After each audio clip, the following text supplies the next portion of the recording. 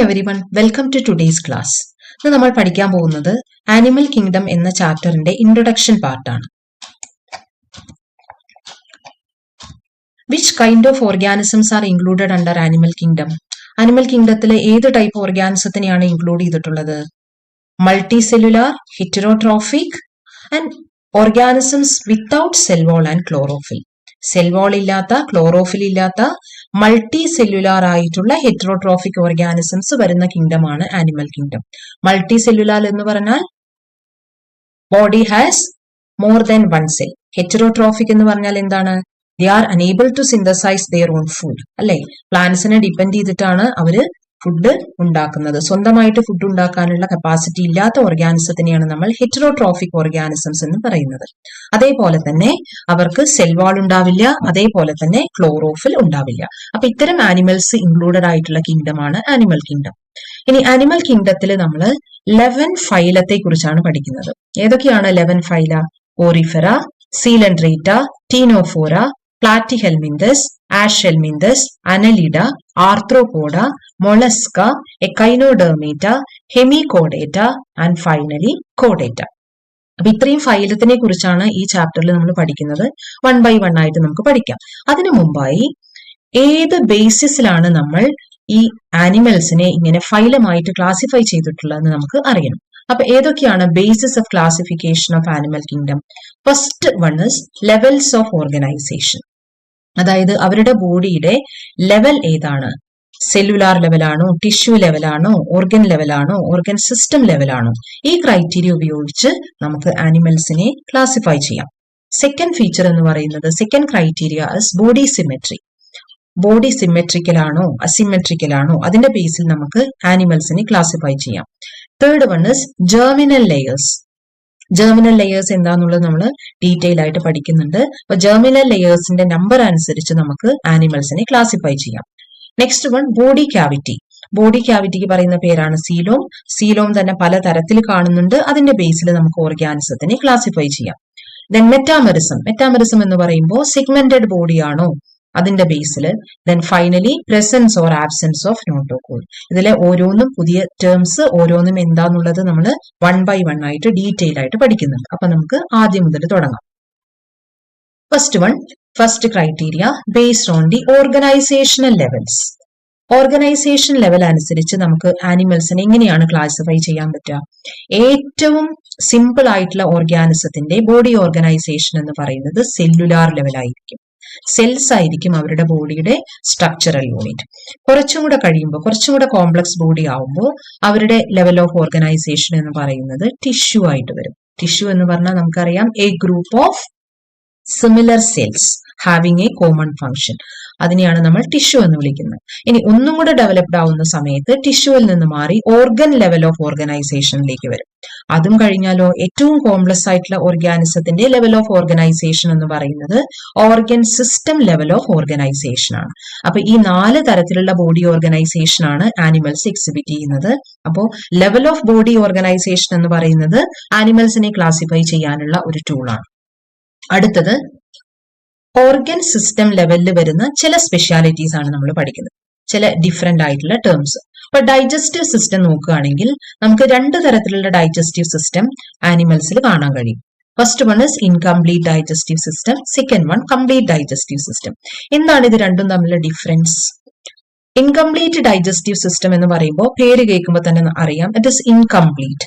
അതായത് digestive കനാലിന് single opening മാത്രമേ ഉള്ളൂ. അതായത് ഇൻജക്ഷന് വേണ്ടിയും അതുപോലെ ഇജക്ഷന് വേണ്ടിയും സെപ്പറേറ്റ് ഓപ്പണിങ്സ് ഇല്ല. സിംഗിൾ ഓപ്പണിംഗ് മാത്രമുള്ള ഡൈജസ്റ്റീവ് ട്രാക്റ്റിനെയാണ് നമ്മൾ ഇൻകംപ്ലീറ്റ് ഡൈജസ്റ്റീവ് സിസ്റ്റം എന്ന് വിളിക്കുന്നത്. എക്സാമ്പിൾസ് എന്ന് പറയുന്നത് ഫൈലം നീഡേറിയ ആൻഡ് ഫൈലം പ്ലാറ്റിഹെൽമിന്തസ്. നമ്മൾ ഈ ഫൈലം പഠിക്കുമ്പോൾ ഇതിൽ നമുക്ക് കുറച്ചുകൂടെ ക്ലിയർ ആയിട്ട് അത് മനസ്സിലാക്കാൻ പറ്റും. ഇനി second type of digestive system ഓർഗാനിസത്തിൽ കാണുന്നത് കംപ്ലീറ്റ് ഡൈജസ്റ്റീവ് സിസ്റ്റം ആണ്. കംപ്ലീറ്റ് എന്ന് പറയുമ്പോൾ the digestive canal has 2 openings. മൗത്തും ഉണ്ടാവും, പോസ്റ്റീരിയർ എൻഡിൽ ആനസ് ഉണ്ടാവും. മൗത്ത് എന്ന് പറയുന്നത് ഇൻജക്ഷന് വേണ്ടിയിട്ടുള്ള പാർട്ടാണ്, ആനസ് എന്ന് പറയുന്നത് ഇജക്ഷന് വേണ്ടിയിട്ടുള്ള പാർട്ടാണ്. അങ്ങനെ 2 ഓപ്പണിങ്സോട് കൂടിയിട്ടുള്ള ഡൈജസ്റ്റീവ് സിസ്റ്റത്തിനെ വിളിക്കുന്ന പേരാണ് കംപ്ലീറ്റ് ഡൈജസ്റ്റീവ് സിസ്റ്റം. ഇനി നമുക്ക് സർക്കുലേറ്ററി സിസ്റ്റത്തിലുള്ള ഡിഫറൻസ് നോക്കാം. രണ്ട് തരത്തിലുള്ള സർക്കുലേറ്ററി സിസ്റ്റമാണ് ആനിമൽസിൽ കാണുന്നത്. First open circulatory system. Open എന്ന് പറയുമ്പോൾ തന്നെ നമുക്കറിയാം ബ്ലഡ് ഓപ്പൺ ചാനൽസിലൂടെ ആയിരിക്കാം ഫ്ലോ ചെയ്യുന്നത്, അല്ലെ? ബ്ലഡ് ഫ്ലോ ചെയ്യാനായിട്ട് ക്ലോസ്ഡ് ചാനൽസ്, അതായത് ബ്ലഡ് വെസൽസ് ഇല്ല, പകരം ഓപ്പൺ ചാനൽസ് അല്ലെങ്കിൽ ഓപ്പൺ സ്പേസസിലൂടെയാണ് ബ്ലഡ് ഫ്ലോ ചെയ്യുന്നത്. അത്തരം സിസ്റ്റമാണ് ഓപ്പൺ സർക്കുലേറ്ററി സിസ്റ്റം. ഈ ബ്ലഡ് ഫ്ലോ ചെയ്യുന്ന ചേംബേഴ്സിനെ നമ്മൾ സൈനൂസസ് എന്നൊക്കെയാണ് വിളിക്കുന്നത്. ദെൻ ക്ലോസ്ഡ് സർക്കുലേറ്ററി സിസ്റ്റം, പേര് പോലെ തന്നെ ക്ലോസ്ഡ് ചാനൽസ് ആയിട്ടുള്ള ബ്ലഡ് വെസൽസിലൂടെയാണ് ബ്ലഡ് ഫ്ലോ ചെയ്യുന്നത്. അപ്പോൾ open and closed circulatory system ആണ് രണ്ട് തരത്തിലുള്ള സർക്കുലേറ്ററി സിസ്റ്റം ആനിമൽസിൽ കാണുന്നത്.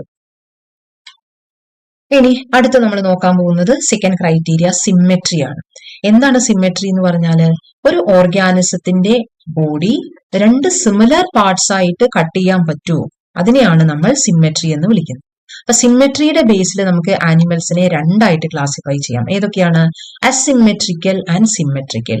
അസിമെട്രിക്കൽ എന്ന വേർഡ് കേൾക്കുമ്പോൾ നമുക്ക് മനസ്സിലാവും സിമ്മെട്രി ഇല്ല. എ എന്ന് പറഞ്ഞാൽ ആബ്സെന്റ് എന്നാണ് മീനിങ്. അപ്പൊ സിമ്മെട്രി ഇല്ലാത്ത ഓർഗാനിസംസ് ആണ് asymmetrical. So their body cannot be divided into similar halves. ഇനി സിമ്മെട്രിക്കൽ. സിമ്മെട്രിക്കൽ എന്ന് പറയുമ്പോൾ body can be divided into similar parts. നമുക്ക് ബോഡിയെ രണ്ട് ഈക്വൽ ഹാഫ്സ് ആയിട്ട് ഡിവൈഡ് ചെയ്യാൻ പറ്റും. അപ്പൊ ഇങ്ങനെ ആനിമൽസ് രണ്ട് തരമുണ്ട്. ചില ആനിമൽസ് അസിമെട്രിക്കൽ ആയിരിക്കാം, വേറെ ചിലത് സിമ്മെട്രിക്കൽ ആയിരിക്കാം. ഇനി സിമ്മെട്രിക്കൽ ആനിമൽസ് തന്നെ പലതരമുണ്ട്. Radial symmetry, bilateral symmetry. Radial symmetry ആണ് ഫസ്റ്റ് കൊടുത്തിട്ടുള്ളത്. നിങ്ങൾക്ക് കാണാം ഈ ഓർഗാനിസത്തിന്റെ റേഡിയസിലൂടെ പാസ് ചെയ്യുന്ന ഏത് പ്ലെയിനിലൂടെ കട്ട് ചെയ്താലും നമുക്ക് ഇതിനെ ഈക്വൽ ഹാഫ്സ് ആയിട്ട് ഡിവൈഡ് ചെയ്യാൻ പറ്റും. സ്റ്റാർ ഫിഷ് ഒക്കെ ആലോചിച്ചാൽ മതി. സ്റ്റാർ ഫിഷിന് റേഡിയൽ സിമ്മെട്രി ആണ് ഉള്ളത്. ഇനി ഇത് സെക്കൻഡ് ഡയഗ്രം, ഇത് ബൈലാറ്ററൽ സിമ്മെട്രി ആണ്. അതായത് ഇവരുടെ ബോഡിയിലെ ഒരു പെർട്ടിക്കുലർ പ്ലെയിനിലൂടെ കട്ട് ചെയ്താൽ മാത്രമേ നമുക്ക് ഇവരെ ഈക്വൽ ഹാഫ്സ് ആയിട്ട് ഡിവൈഡ് ചെയ്യാൻ പറ്റുള്ളൂ. അതുകൊണ്ട് നമുക്ക് ഇവർക്ക് എന്ത് പേര് കൊടുക്കാം? They are exhibiting bilateral symmetry. Bi എന്ന് പറഞ്ഞാൽ ടു എന്നാണ്, ലാറ്ററൽ പറഞ്ഞാൽ സൈഡ്സ്. ഒരു പെർട്ടിക്കുലർ പ്ലെയിനിലൂടെ കട്ട് ചെയ്യുമ്പോൾ മാത്രം ടു ഈക്വൽ ഹാഫ്സ് കിട്ടുന്ന ഓർഗാനിസംസ് ആണ് ബൈലാറ്ററലി സിമ്മെട്രിക്കൽ. എന്നാൽ ഏത് റേഡിയസിലൂടെ കട്ട് ചെയ്താലും ഈക്വൽ ഹാഫ്സ് കിട്ടുന്ന ഓർഗാനിസംസ് ആണ് radially symmetrical. Examples radially symmetrical ഓർഗാനിസത്തിന് example members of Porifera, Cnidaria, Ctenophora and Echinodermata. Phylum detail ആയിട്ട് പഠിക്കുമ്പോൾ നമുക്ക് കൂടുതലായിട്ട് ഇത് ഡിസ്കസ് ചെയ്യാം. അതേപോലെ ബൈലാറ്ററൽ സിമ്മെട്രി എക്സിബിറ്റ് ചെയ്യുന്ന ഓർഗാനിസംസ് വരുന്നത് പ്ലാറ്റിഹെൽമിന്തസ് മുതൽ കോഡേറ്റ വരെയുള്ള എല്ലാ ഫൈലത്തിലെയും മെമ്പേഴ്സിന് നമുക്ക് ബൈലാറ്ററൽ സിമ്മെട്രി ഒബ്സർവ് ചെയ്യാൻ പറ്റും. ഇനി തേർഡ് ക്രൈറ്റീരിയ എന്ന് പറയുന്നത് ജെർമിനൽ ലെയേഴ്സ് ആണ്. എന്താണ് ജെർമിനൽ ലെയേഴ്സ് എന്ന് പറഞ്ഞാൽ ഒരു ഓർഗാനിസത്തിന്റെ എംബ്രിയോണിക് സ്റ്റേജിൽ കാണുന്ന സെൽ ലെയേഴ്സ് ആണ് ജേം ലെയേഴ്സ് അല്ലെങ്കിൽ ജെർമിനൽ ലെയേഴ്സ്. ഈ ജെർമിനൽ ലെയേഴ്സിന്റെ ബേസിൽ ഓർഗാനിസത്തിനെ നമുക്ക് രണ്ടായിട്ട് ഡിവൈഡ് ചെയ്യാൻ പറ്റും. Diploblastic animals and triploblastic animals. നമുക്കറിയാം ഡിപ്ലോബ്ലാസ്റ്റിക് എന്ന് പറഞ്ഞാൽ എന്താണ്? ഡൈ എന്ന് പറഞ്ഞാൽ ടു എന്നാണ് അർത്ഥം, അല്ലെ? സോ ഇവിടെ നോക്കിക്കേ, ഡിപ്ലോപ്ലാസ്റ്റിക് ആനിമൽസിന്റെ ബോഡി എന്ന് പറഞ്ഞാൽ എംബ്രിയോണിക് സ്റ്റേജിൽ നമുക്ക് 2 ലെയേഴ്സ് ഓഫ് സെൽസ് കാണാൻ പറ്റും. ഔട്ടർ ലെയർ ഓഫ് സെല്ലിനെ നമ്മൾ എക്ടോഡേം എന്ന് പറയും, ഇന്നർ ലെയർ ഓഫ് സെല്ലിനെ നമ്മൾ എൻഡോഡേം എന്ന് പറയും. ഡിപ്ലോബ്ലാസ്റ്റിക് എന്ന് പറഞ്ഞാൽ 2 ലെയേഴ്സേ കാണാൻ പറ്റുള്ളൂ, ഔട്ടർ എക്ടോഡേമും ഇന്നർ എൻഡോഡേമും. ഓക്കെ, ഇനി നിങ്ങൾക്ക് ഇവിടെ കാണാം, ഈ പിക്ചറിൽ കാണാം എക്ടോഡേമിനും എൻഡോഡേമിനും ഇടയിലായിട്ട് ഒരു മീസോഗ്ലിയ എന്ന് പറയുന്ന ഒരു ജെല്ലി ലൈക്ക് ലെയറും കൂടെ കാണാൻ പറ്റും. അപ്പൊ ആക്ച്വലി നമുക്ക് നോക്കുമ്പോൾ 3 ലെയർ പോലെ കാണും, പക്ഷെ ഈ മിഡിൽ ലെയർ എന്ന് പറയുന്നത് സെല്ലുലാർ ലെയർ അല്ല, it is A jelly like material. അതിനെ നമ്മൾ മീസോഗ്ലിയ എന്ന് വിളിക്കും. അങ്ങനെ 2 ജെർമിനൽ ലെയേഴ്സ് മാത്രം കാണുന്ന കണ്ടീഷനാണ് ഡിപ്ലോബ്ലാസ്റ്റിക് കണ്ടീഷൻ. ഇനി അടുത്തത് ട്രിപ്ലോബ്ലാസ്റ്റിക്. ട്രൈ എന്ന് പറഞ്ഞാൽ 3 എന്നാണ് അർത്ഥം. ഇവിടെ കാണാം first ectoderm layer, middle mesoderm layer and inner endoderm layer. Embryonic സ്റ്റേജിൽ 3 ഡിസ്റ്റിങ്ക്ട് സെൽ ലെയേഴ്സ് ഉള്ള ഓർഗാനിസത്തിനെയാണ് നമ്മൾ ട്രിപ്ലോബ്ലാസ്റ്റിക് എന്ന് വിളിക്കുന്നത്. Outer layer ectoderm, middle layer mesoderm and inner layer endoderm. Example നമുക്ക് പ്ലാറ്റിഹെൽമിന്തസ് മുതൽ കോഡേറ്റ വരെയുള്ള എല്ലാ ഫൈലത്തിലെയും മെമ്പേഴ്സ് എന്തായിരിക്കും? ട്രിപ്ലോബ്ലാസ്റ്റിക് ആയിരിക്കും. ഡിപ്ലോപ്ലാസ്റ്റിക്കിന് എക്സാമ്പിൾ ഏതൊക്കെയാണ്? Phylum cnidaria and Ctenophora. ഈ 2 ഫൈലത്തിലെ മെമ്പേഴ്സ് ആണ് ഡിപ്ലോബ്ലാസ്റ്റിക് കണ്ടീഷൻ എക്സിബിറ്റ് ചെയ്യുന്നത്. അങ്ങനെ നമ്മൾ ജെർമിനൽ ലെയേഴ്സിന്റെ ക്രൈറ്റീരിയ കണ്ടു. നെക്സ്റ്റ് നമ്മൾ കാണാൻ പോകുന്നത് ബോഡി ക്യാവിറ്റി അല്ലെങ്കിൽ സീലോം. സീലോം എന്ന് പറഞ്ഞാൽ എന്താണ്? ബോഡി ക്യാവിറ്റി ആണ് സീലോം. പക്ഷെ എല്ലാ ബോഡി ക്യാവിറ്റിക്കും നമ്മൾ സീലോം എന്ന് പറയില്ല. സീലോം ആവണമെങ്കിൽ അവിടെ കുറച്ച് കണ്ടീഷൻസ് ഉണ്ട്. Body cavity must be between body wall and gut wall. Body വാളിനും ഗട്ട് വാളിനും ഇടയ്ക്കുള്ള ക്യാവിറ്റിക്കാണ് നമ്മൾ സീലോം എന്ന് വിളിക്കുന്നത്. അതാണ് ഫസ്റ്റ് കണ്ടീഷൻ. സെക്കൻഡ് കണ്ടീഷൻ എന്ന് പറഞ്ഞാൽ എന്താണ്? The body cavity must be lined by mesoderm. Mesoderm lining ഉള്ള ബോഡി ക്യാവിറ്റിക്ക് മാത്രമേ നമ്മൾ സീലോം എന്ന് പറയുന്നു. അപ്പൊ സീലോമിന്റെ ബേസിസിൽ നമുക്ക് ഓർഗാനിസത്തിനെ 3 ആയിട്ട് ഡിവൈഡ് ചെയ്യാം. അസീലോമേറ്റ്സ്, സ്യൂഡോസീലോമേറ്റ്സ് ആൻഡ് സീലോമേറ്റ്സ്. അപ്പൊ നമുക്ക് നോക്കാം 1 by 1 ആയിട്ട് എന്താണ് ഇവ തമ്മിലുള്ള difference. First one acoelomates. A എന്നുള്ള ലെറ്റർ കാണുമ്പോൾ നമുക്ക് മനസ്സിലാവും സീലോം ഉണ്ടാവില്ല ഇവരിൽ. എസീലോമേറ്റ് പറഞ്ഞാൽ നോ സീലോം എന്നർത്ഥം. ഇവിടെ നോക്കിക്കേ, ഇത് ഗട്ട് വാൾ ആണ് കാണുന്നത്. ബോഡി ക്യാവിറ്റിക്കും ഗട്ട് വാളിനും ഇടയിൽ സീലോം കാണുന്നില്ല. അപ്പൊ സീലോം ഇല്ലാത്ത കണ്ടീഷനാണ് എസീലോമേറ്റ് എന്ന് പറയുന്നത്. ഇത്തരം ഓർഗാനിസത്തിന് സീലോം ആബ്സെന്റ് ആയിരിക്കും. അപ്പോ എന്താണ് സീലോമിന്റെ പ്ലേസിൽ കാണുന്നത്? സീലോമിന്റെ പ്ലേസിൽ കാണുന്ന ഒരു മാട്രിക്സ് ആണ് പാരൻഗൈമ. At the place of coelom, we can see a matrix called parenchyma. Acoelomate ആയിട്ടുള്ള ആനിമൽസ് വരുന്നത് പോറിഫെറ മുതൽ പ്ലാറ്റിഹെൽമിന്തസ് വരെയുള്ള ഫൈലത്തിലാണ്.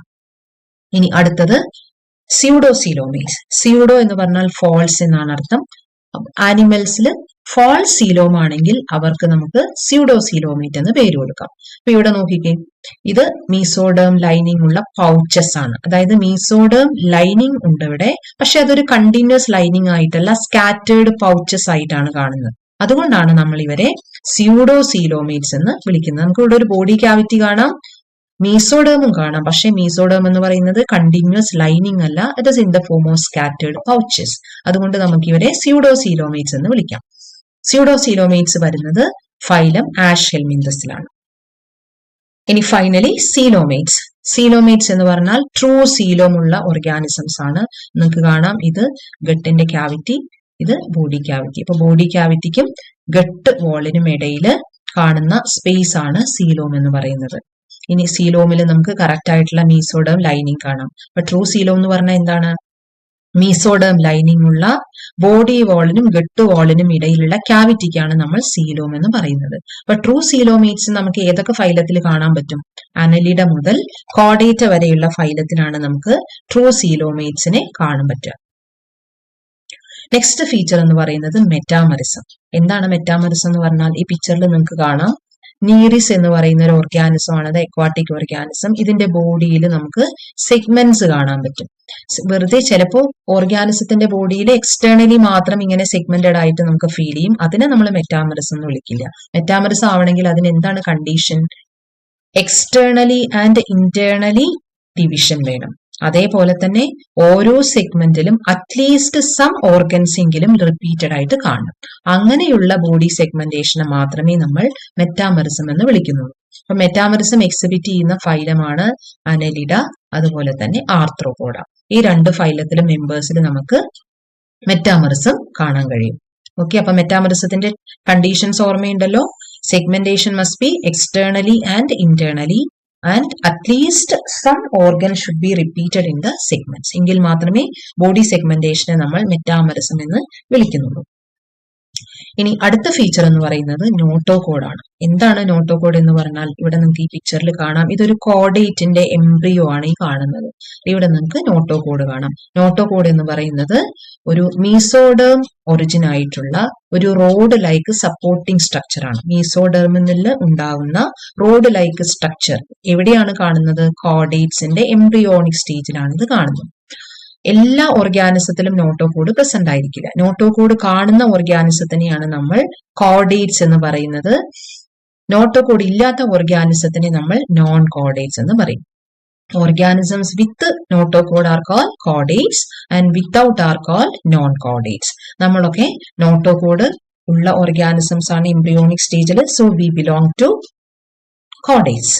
അപ്പൊ ഇത്രയുമാണ് ക്ലാസിഫിക്കേഷൻ ആയിട്ട് നമ്മൾ യൂസ് ചെയ്യുന്ന ക്രൈറ്റീരിയ. മനസ്സിലായിട്ടുണ്ടാവും എന്ന് വിചാരിക്കുന്നു. ഇനി നമ്മൾ അടുത്ത ക്ലാസ്സിൽ ഓരോ ഫൈലത്തിന്റെയും ഡീറ്റെയിൽസ് ആണ് നോക്കാൻ പോകുന്നത്. അപ്പൊ ഈ വീഡിയോ നിങ്ങൾക്ക് നല്ലപോലെ മനസ്സിലായി, നിങ്ങൾക്ക് യൂസ്ഫുൾ ആയി എങ്കിൽ നിങ്ങളുടെ ഫ്രണ്ട്സിന് ഷെയർ ചെയ്ത് കൊടുക്കുക. തുടർന്നുള്ള വീഡിയോസ് കിട്ടാനായിട്ട് ചാനൽ സബ്സ്ക്രൈബ് ചെയ്യുക. അതുപോലെ തന്നെ ഈ വീഡിയോ കാണുന്ന സമയത്ത് നിങ്ങൾക്ക് ഈസി ആയിട്ട് നോട്ട്സ് എഴുതിയെടുക്കാവുന്നതാണ്. നോട്ട്സ് പ്രിപ്പയർ ചെയ്യാൻ തരത്തിലാണ് വീഡിയോ പ്രസന്റ് ചെയ്തിട്ടുള്ളത്. വീഡിയോ കണ്ട് മനസ്സിലാക്കി അതേ സമയത്ത് തന്നെ നോട്ട് എഴുതിയെടുക്കുകയാണെങ്കിൽ നിങ്ങൾക്ക് ഈസി ആയിട്ട് പഠിക്കാൻ പറ്റും. ഓക്കെ, അപ്പൊ അടുത്ത വീഡിയോ ആയിട്ട് കാണുന്നത് വരെ വെയിറ്റ് ചെയ്യാം. Thank you.